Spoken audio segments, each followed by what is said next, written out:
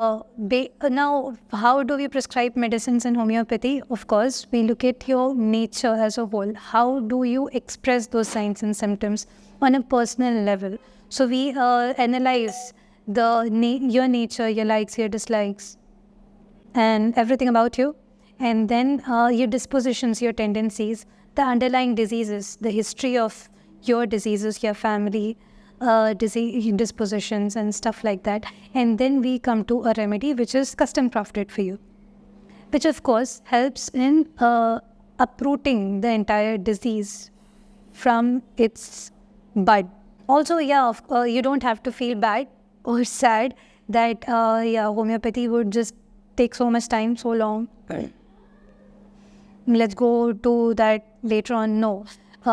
In homeopathy, we also have got drugs which are short-acting remedies, so we can actually help you relieve the pain instantly. At the same time, go for medicines which can have a prolonged effect, uprooting the disease from its cause itself. So it's a good option. You must give it a try. And other than that, even in pregnant situation, even in ladies who are pregnant, you see homeopathic remedies are completely safe for the baby as well as the mother. So you can use homeopathic remedy even if you are pregnant and you have got CTS. So that's a good option. If you want to know more or have your personal concerns or you want to discuss things, you can contact me with the number given on the screen. Feel free to comment in this comment section about your personal experience. Now, when the CTS becomes too severe, in the sense when there is muscle atrophy which has set in and you cannot even grip objects, things fall from your hand and stuff like that, at that stage. Or if even though you have been on medications for 4 to 5 months without any underlying diseases or underlying causes, still the medicines are not acting on you. At that situation, they refer you for surgery. Now, the surgery is a minor OPD surgery which gets done within 15 to 20 minutes. They, keep you under watch, keep you under observation for about 30 minutes and then let you go home. After 5 days or so, you can just go back, do a dressing, and then you can continue with your daily life. So that's about surgery. There's one more technique which is, relatively new in this field is USG guided injections. Now, USG guided injections are the method wherein with the help of USG, they inject anti-inflammatory drugs directly into the swollen area or inflamed area inside the carpal tunnel. So, that helps because that reduces the inflammation. And for 1 to 2 years, the pain is less comparatively. So, those are the treatment methods. Let's talk about the exercises that we can do to alleviate the pain at home.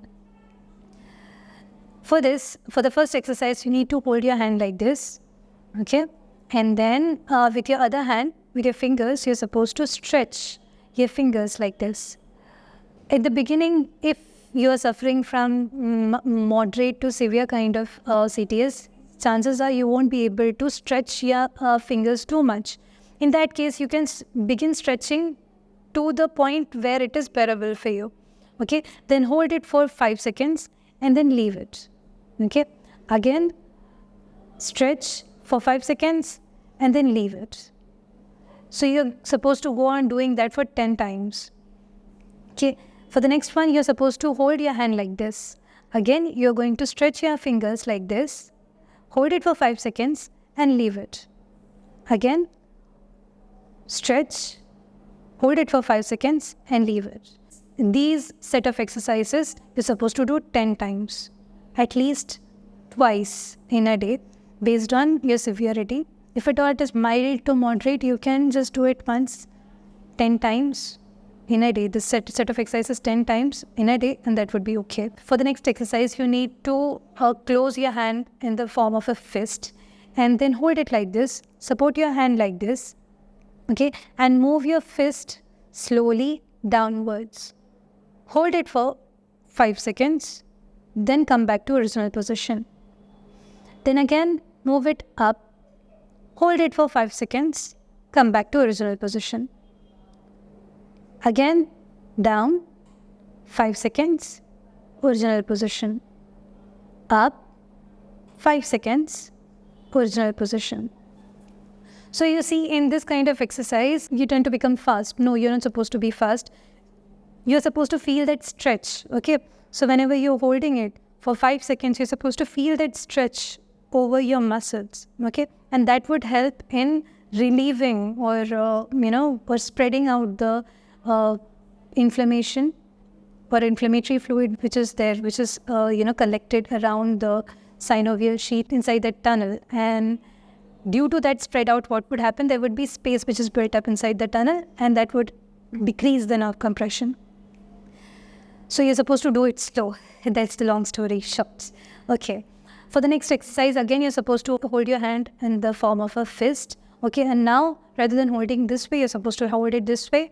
Support your hand with your other hand, and then bring it down. 5 seconds, original position. Bring it up. 5 seconds, original position. Down.